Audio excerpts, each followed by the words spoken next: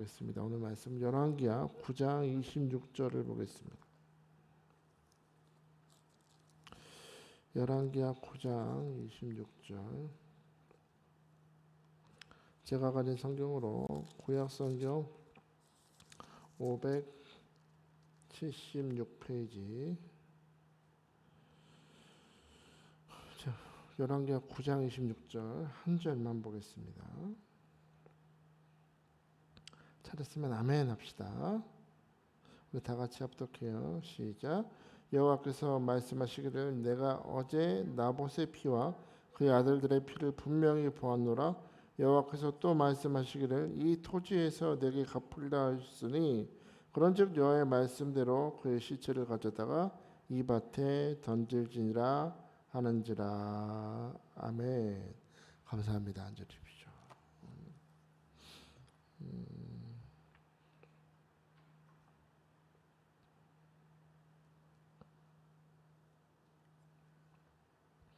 할렐루야. 잘 오셨습니다. 한 주 동안 평안하셨습니까? 오늘 많이 더웠죠. 얼굴들이 더위 때문에 많이 못 주무시고 온 얼굴입니다. 오늘 하나님께서의 말씀으로 오늘 여러분의 마음을 시원하게 하시길 축복합니다.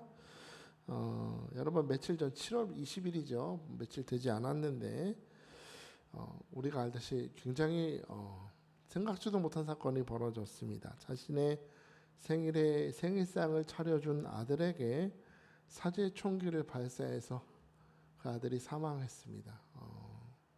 아들을 살해한 아버지. 뉴스를 보니까 자세한 이유를 말하지는 않지만 그 사건을 분석하는 범죄 심리학자 오윤성 교수는 추정이에요. 본인 추정인데 이 아들을 둔 아버지 어머니가 20년 전에 이혼을 했다고 하죠. 20년 전에 이혼을 하고 이 어머니가 크게 사업을 벌려서 재산이 120억이 넘는 개인 재산이 120억이 넘는 큰 성공한 사업가로 사업을 하고 있었고 또 아들이 또 비슷한 어머니와 비슷한 뷰티 계열 사업을 해서 크게 이제 사업을 벌리고 있었다고 하죠. 그런데 아들이 또 어머니는 이렇게 사업적으로 잘 나가고 있는데 이혼한 아버지는 이혼한 전 부인의 명의로 된 아파트에서 살고 있었다고 하죠. 그러니까 이제 이 심리학자가 분석하기로는 아버지가 아내에 대한 열등감을 또 어머니 편만 드는 아들이 너무나 섭섭한 그 분노를 이기지 못해서 자기 생일을 축하해 주려고 아들 집에서 며느리와 손주와 손녀가 보고 있는 눈앞에서 아들에게 사제 총기로 총을 쐈다는 겁니다. 이건 자세한 이유는 아니지만 이유야 어떻든 마음속에 있는 분노가 이렇게 무섭다는 겁니다. 마음속에 담겨있는 분노가 이렇게 무서워요. 저는 이 사건을 보면서 저 스스로를 좀 돌아보는 시간이었습니다. 제가요 얼굴을 보면 좀 순진하게 생겼지만 속에 화가 있어요. 화가 있어요. 제가 생뚱맞게 화를 낼 때가 있었습니다. 결혼하고서 저희 사모한테 저도 모르게 생뚱맞게 화를 내는 거, 갑자기 욱 해가지고 화를 내는 거예요. 별것도 아닌 걸로 화를 내는 거예요. 그래서 왜 그럴까 골똘히 생각을 했는데 제가 아시죠? 우리 엄마가 목사님이신 거. 어릴 때부터 목사 아들이고 원장 아들이니까 하지 말아야 될 게 많았어요. 지금 생각해 보면 어릴 적에 초등학교 2학년 때 그때 얼마나 어려요. 9살이니까 그때도 이제 엄마에 대한 되게 애정이 많잖아요. 엄마 보고 싶어서 집하고 기도원이 가까웠기 때문에 이제 엄마 보러 뛰어가는 거예요. 그러면 우리 목사님이 그 매트리스 이렇게 앞에다 깔아놓고 오시는 분들마다 누워서 이렇게 안수해드리고 상담도 해주시는 시간이었거든요. 그러면 저는 이제 학교 끝나면 엄마 보고 싶다고 내려가는 거예요. 기도원으로. 그러면 이제 9살 애들이 가만히 있어요. 남자애들이 쫄랑쫄랑 왔다 하죠. 그래서 계속 그러다 보니까 이제 우리 목사님 입장에서도 지금 우리 성도분들 오셔서 안수받고 상담하고 있는데 그 옆에서 엄마 아이스크림 사줘 그러면 정신이 없잖아요. 그러니까 이제 그럴 때마다 아주 조용한 음성으로 순종히 하세요. 그러면 저 원종 집사랑 저랑 제사보다 낫다 이러는 거예요. 그 얘기 듣고 바로 집으로 올라가는 겁니다. 떠들지 말고 올라가라는 말을 한마디로 순종이 제사보다 낫습니다. 그러고 올라가는 거죠. 그렇게 올라오고 때로는 이해가 안 가는 상황이 벌어져요. 어릴 때 때로는 이제 불합리하다, 나는 너무 억울하다라는 상황이 생겨도 목사 아들이니까 원장 아들이니까 꾹꾹 참는 거예요. 그게 참는 게 습관이 되다 보니까 여러분 참고 겉으로 표현 안 한다고 괜찮나요? 우리도 경험하지 않습니까? 겉으로는 괜찮아 보여도 속으로는 이게 끓는 물처럼 막 타오르고 있을 때가 있어요. 꾹 누르고 있는 거지.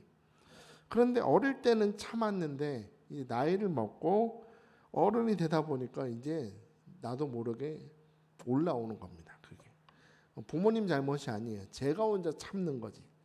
제가 혼자 이렇게 분노를 참고 있다가 이게 마음이 어떤 상황이 되냐면 우리 어릴 적에 가끔 뻥튀기 아저씨라고 오지 않습니까? 그러면 집에 있는 쌀이나 곡식 같은 거 가져가서 딱 갖다 주면 뱅글뱅글 돌리는 거 있어요. 그 돌리는 거 안에다 탁 넣고 뜨거운 불을 탁 달구고 있으면 속에서는 계속 타고 있죠. 그러다가 아저씨가 좀 됐다 싶으면 망을 앞에 딱 붙이고 어떻게 해요? 이걸 탁 붙인 다음에 뻥이요 펑 하면 펑 터져 나오듯이 겉으로는 괜찮은 거지 속으로는 이렇게 막 지금 불가마가 돌아가고 있던 겁니다. 그런데 누가 하나 그걸 건드리면 생각지도 못한 타이밍에 뻥 하고 터져버리는 거예요. 그래서 이제 결혼하고 저도 모르게 저기 목사님 식사하세요. 우리 사모가 저한테 밥 먹으라고 한 건데 성질을 버럭 낸 거예요, 제가. 그래서 그런 일이 있고 나서부터 대화를 하고 내가 어릴 때 이렇게 컸고 내가 이런 연약함이 있고 상처를 나누고 저의 안에 있던 저도 모르게 쌓여있던 분노를 조금씩 드러내면서 아 나에게 이런 모습이 있구나라는 걸 인정하게 됐어요. 겉으로는 아니라고 부정을 했는데 이런 모습이 있더라고요. 분노가 가득해 있었고 또 같이 기도하면서 하나님 앞에 이런 연약함을 하나씩 맡겨드리다 보니까 이제는 그렇게 화가 나지 않습니다. 하나님 앞에 마음을 열고 교제하는 이 시간을 통해서 하나님이 저를 치유하시는 것을 경험하게 됐어요. 여러분 사람이 뭔가 변화를 경험하기 위해서는 먼저는 인식하는 게 중요하다고 하죠. 아 나에게 이런 모습이 있구나. 평소에 아무 문제가 없다고 생각했는데 그것이 나를 객관적으로 보는 사람 앞에서 또는 하나님 앞에서 드러났을 때 인식하게 된다는 것이죠. 그리고 아 나에게 이런 연약함이 있습니다라고 인정하게 되면 그때부터 변화는 시작된다는 거예요. 인식하지 못하고 인정하지 않는다면 변화는 절대로 이루어질 수 없다라는 것이죠. 저는 바라기는 이 새벽에 이 자리에 계신 우리 성도 여러분 모두가 하나님 앞에서 나의 본질을 발견하고 인식하고 하나님 앞에 인정할 때 하나님께서 오늘 여러분의 마음 가운데 역사하셔서 변화의 역사가 나타날 줄 믿습니다. 오늘 본문에 보면 우리 반란을 일으킨 예후가 아합의 아들 요람을 죽이는 장면이에요. 얼마 전까지 자기에게 충성을 다했던 장군이었습니다. 예후는. 근데 이제 오히려 하나님께 기름 부으심을 받고 하나님의 심판의 도구로 이제 아합의 집안을 심판하는 일을 하고 있는데 이제서야 그 자기 눈앞에 있는 장군 예후가 자기를 죽이러 왔다는 걸 눈치챘던 요람 왕은 급하게 병거를 돌려서 도망을 갑니다. 반역이로다 하면서 급하게 병거를 돌려서 도망가는데 그 도망가는 요람 왕 등 뒤에 하나님의 심판의 화살이 날아가는 거죠. 예후가 화살을 탁 당기는 거예요. 탁 당기고 팍 쏘는 순간 마치 그 골리앗의 이마를 향해서 날아가는 그 물맷돌처럼 그 화살이 날아가서 그 요람의 등을 팍 뚫었다는 거예요. 여러분, 아무리 전쟁터에서 많은 경험을 하고 화살을 많이 쏴본 사람이라 할지라도 급하게 도망가는 병거를 향해서 화살 쏘는 거 쉽지가 않습니다. 근데 정확하게 요람의 등 뒤에 그 화살이 꽂혔다는 얘기는 이 화살이 날아가는 방향 속에 누가 역사하신다는 거예요. 하나님께서, 여호와께서 지금 심판하시는 겁니다. 요람을 다 심판하셨고 그 예후의 화살에 요람은 병거 위에서 즉사하는 겁니다. 그리고 요람이 이렇게 죽게 되는 이유에 대해서 오늘 본문 26절이 이렇게 설명을 하는데, 우리 26절을 한번 볼까요? 26절 시작. 여호와께서 말씀하시기를 내가 어제 나봇의 피와 그의 아들들의 피를 분명히 보았노라. 여호와께서 또 말씀하시기를 이 토지에서 내게 갚으려 하셨으니 그런즉 여호와의 말씀대로 그의 시체를 가져다가 이 밭에 던질지니라 하는지라. 아멘. 26절을 다시 보세요. 26절 보시면 여호와께서 말씀하시기를 내가 어제 나봇의 피와 그의 아들들의 피를 분명히 보았노라 라고 하죠. 이 말씀의 의미를 좀 알기 위해서는 우리 열왕기상을 좀 살펴볼 필요가 있습니다. 우리 열왕기상 21장을 한번 볼까요? 열왕기상 21장을 보시면, 자, 찾아봐요. 21장에 보시면 아방이 나봇이라는 사람에게 속했던 포도밭이 있었어요. 포도밭이 있었는데 그게 본인이 갖고 싶어서 너무 갖고 싶은데 팔지를 않는 거야. 왜 안 팔아요? 왕이시여 죄송한데 이 땅은 대대로 여호와께서 우리 집안의 기업으로 주신 거기 때문에 율법에서 여호와께서 기업으로 주신 땅은 함부로 팔지 말라 하셨습니다.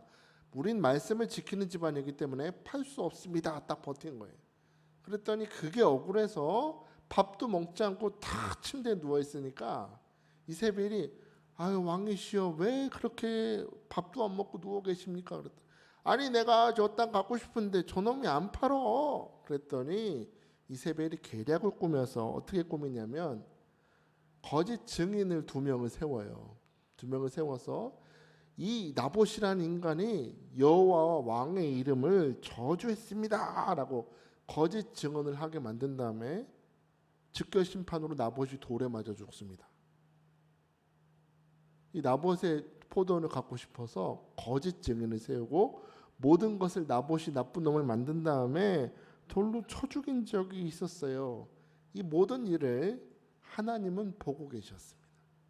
보고 계셨고 하나님은 엘리야에게 이 아합의 악행을 보시고 심판하시리라 예언을 하시는데, 우리 열왕기상 21장 17절 21절 보실까요? 열왕기상 21장 17절에서 21절을 봅시다.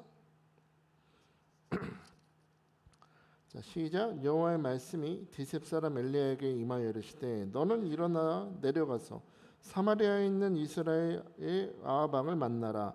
그가 나봇의 포도원을 차지하러 그리로 내려갔나니 너는 그에게 말하여 이르기를 여호와의 말씀이 내가 죽이고 또 빼앗았느냐고 하셨다 하고 또 그에게 이르기를 여호와의 말씀이 개들이 나봇의 피를 핥은 곳에서 개들이 내 피 곧 내 몸의 피도 핥으리라 하셨다라. 아합이 엘리야에게 이르되 내 대적자여 내가 나를 찾았느냐? 대답하되 내가 찾았노라. 내가 내 자신을 팔아 여호와 보시기에 악을 행하였으므로 여호와의 말씀이 내가 재앙을 내게 내려 너를 쓸어버리되 내게 속한 남자는 이스라엘 가운데 매인자나 노인자를 다 멸할 것이다. 다 보셨죠? 아방이 나봇의 포도원을 빼앗은 일은 오랜 세월이 지난 일이에요. 사실은 오래전의 일이에요. 아방은 이미 죽었고 아방의 아들 요람이 나라를 다스리고 있어요. 그런데 오늘 26절에 보시면, 본문 26절에 보시면 하나님께서는 이 오래전의 일을 마치 어제 일처럼 또렷이 기억하신다는 겁니다. 어제 일처럼 또렷하게 기억하고 계시다. 너희들은 나 여호와의 이름을 들먹이면서 사람을 죽였지만 나 여호와는 지금 이 모든 일을 불꽃 같은 눈으로 보고 있었다 하는 거예요. 너희들이 잊어버렸지? 아버지가 죽었고 오래전 일이라고 잊은 줄 아느냐? 나 여호와는 어제 일처럼 또렷하게 보고 있단다. 너희들이 모든 것을 감추려고 하나 나 여호와는 다 드러나게 볼 수 있다. 어둠이 빛 가운데서 모든 것이 드러났듯이 너희의 감추지 모든 것을 드러내는 자는 나 여호와며 잊지 말라는 것이죠. 그러나 하나님께서 오늘 예후를 통해서 오래전 엘리야에게 주신 예언의 말씀을 지금 완벽하게 이루고 계신 겁니다. 사람들은 다 잊고 있었던 일인데 엘리야에게 주신 하나님의 말씀이 하나도 1.1획도 틀리지 않고 완전히 철저하게 이루시는 하나님을 보는 것입니다. 나봇이 얼마나 억울했을까요? 우리 오늘 26절에서 보는 것처럼 나봇만 돌에 맞아 죽은 게 아니라 나봇에 속했던 아들들도 다 죽었어요.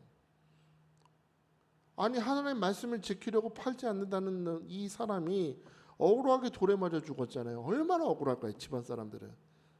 근데 하나님께서는 모든 사람들은 잊고 있었으나 예후의 손을 통해서 이 나봇의 죽음을 기억하시고 억울함을 갚아주고 계신다. 하나님은 잊지 않고 갚아주시는 분이다 하는 겁니다. 자, 오늘 여러분에게 이 26절의 말씀을 말씀드리면서 오늘 여러분에게 묻겠습니다. 오늘 여러분의 마음속에 가득한 감정은 무엇입니까? 오늘 내 마음을 한번 잘 보세요. 혹시 과거의 상처나 분노가 여러분도 가득 차서 나도 모르게 내가 사랑하는 사람들에게, 내가 믿었던 사람들에게, 내 주변의 성도들에게 나도 모르게 화산처럼, 솟아오르는 화산처럼 여러분의 그 좋지 않는 감정을 쏟아내고 있지는 않으십니까? 여러분이 마음의 문을 오늘 열지 않으면 결국 마음과 생각은 그 분노의 감정 때문에, 그 상처 때문에 새카맣게 타버릴 수도 있음을 잊지 마십시오. 그 분노 때문에 결국에 우리의 건강이 무너지는 것입니다. 결국에. 여러분, 우리가 이런 상처로부터, 이런 분노로부터 우리 마음이 새카맣게 타버리거나 결국에 우리 몸이 망가지는 그런 안 좋은 결과를 맞이하지 않기 위해서는 우리 요셉의 모범을 배울 필요가 있습니다. 여러분, 요셉을 보십시오. 창세기 45장에 보면 요셉이, 애굽의 총리가 되었던 요셉이 형들을 만나서 자기의 정체를 드러내는 장면이 나오죠. 여러분, 얼마나 형들이 놀랐을까요?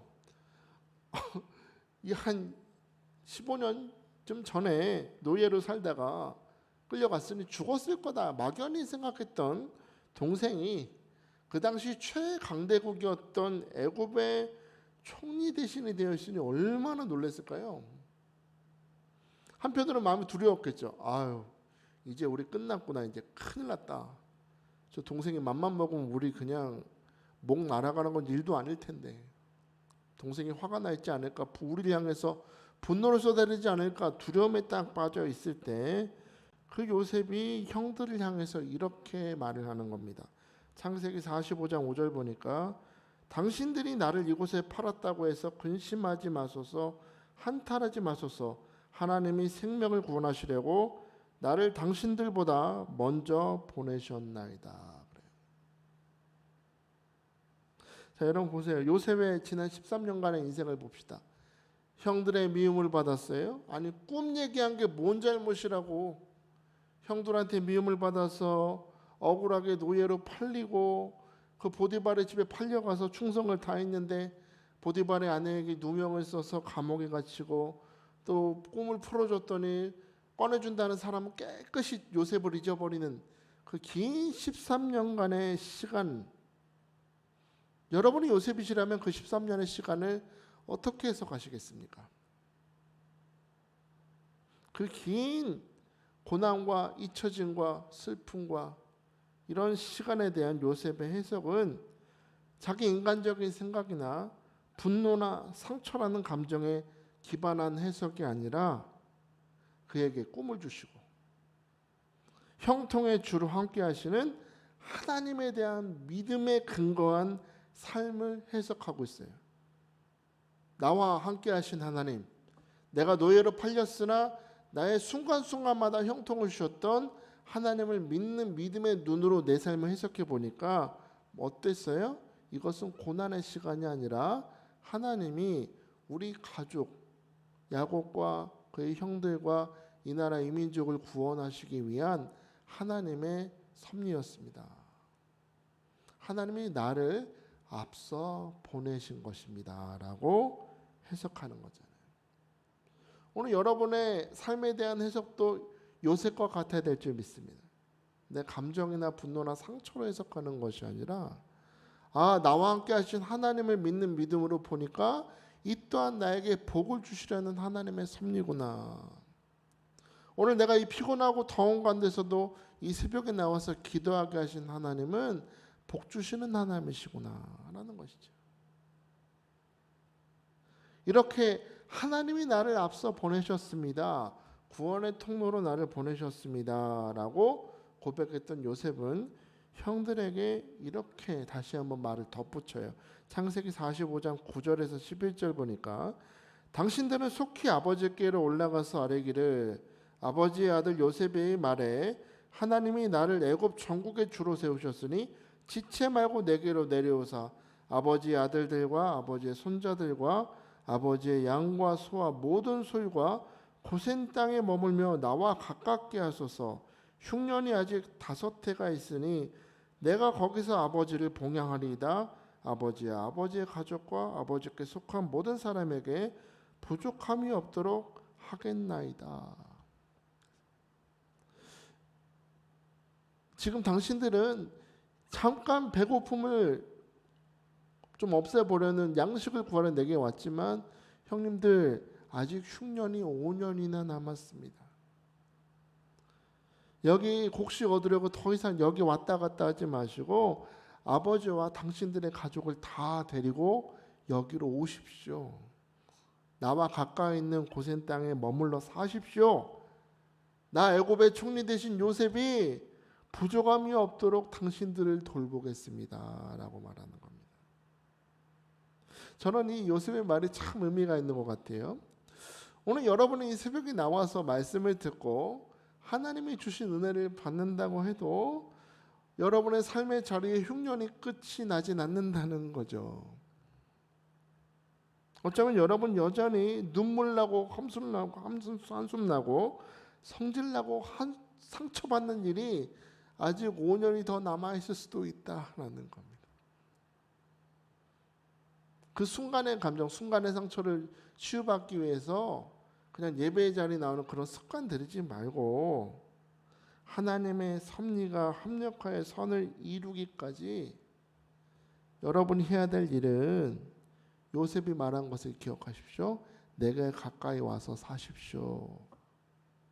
아버지와 아들들과 모든 소유를 가지고 내게 가까이 사십시오 라고 말했던 것처럼 오늘 여러분의 상처나 분노의 감정에 사로잡혀 살지 말고 하나님께 가까이 머물러 사시길 축복합니다. 여러분의 마음과 생각을 하나님께 가까이 두세요. 다니엘이 절하면은 죽는다는 왕의 인장에 찍힌 것을 알고도 그가 했던 행동은 예루살렘을 향한 창을 활짝 열고 감사했다 그랬어요. 감사. 오늘 여러분도 그 문제에 상처에 여러분의 그 여러 가지 안 되는 것들에 마음을 두지 말고 하나님을 향해 마음의 창을 활짝 열고 하나님을 가까이 하시길 축복합니다. 하나님께 가까이 하면서 하나님께서 여러분의 마음과 생각을 돌보시도록 오늘 주님께 나아갈 수 있기를 축복합니다. 그럴 때 요셉이 말한 것처럼 내가 당신들을 돌보겠습니다 라고 한 것처럼 하나님께서 오늘 여러분의 필요한 은혜와 필요한 평안과 필요한 성령의 능력과 지혜로 채우시되 매일매일의 필요한 은혜의 만나로 여러분을 채우시고 돌봐주실 줄 믿으시기 바랍니다. 열지 않으면 곪습니다. 여러분의 마음의 창을 열지 않으면 그 분노나 상처의 감정이 뻥 터져서 오늘 앞에서 말씀드렸잖아요. 분노의 감정에 사로잡혀 있으니까 아들이 생일상을 차려주는데 거기서 총 쏘는 게 말이 됩니까? 열지 않으면 터집니다. 오늘 이 새벽 간절히 바라기는 우리 주님께 여러분 마음의 창을 활짝 열어 나를 돌보시는 하나님을 매일매일 경험하는 우리 임마누엘 교회 모든 성도 다 될 수 있기를 주의로 축복합니다. 자, 이 시간 우리 함께 기도합시다. 오늘 말씀 준비하면서 저를 많이 돌아봤고 저희 상처를 치유하시고 돌보신 하나님 앞에 얼마나 감사했는지, 그러나 여전히 저도 모르게 창문을 닫고 있어서 골마가는 저의 감정들을 또한 발견하는, 인식하고 인정하는 시간이었습니다. 오늘 여러분의 마음과 생각을 사로잡고 있는 감정은 무엇입니까? 그것이 원망이나 불평이나 믿음이 아니고 염려가 차 있다면 결국에 그것은 터집니다. 열어야 됩니다.